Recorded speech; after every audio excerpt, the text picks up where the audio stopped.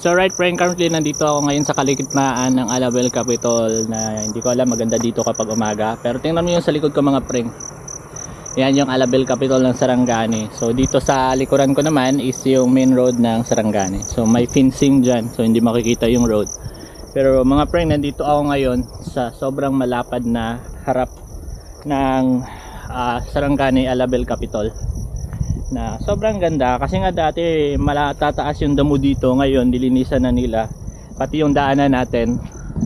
Yan. So dati mas madamo pa to dito. So goods kasi nilinisan na talaga nila. So running 10 km na tayo.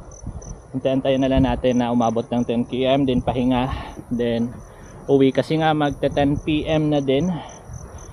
So yun na lang ang aantayin natin. Good evening mga preng. Good evening.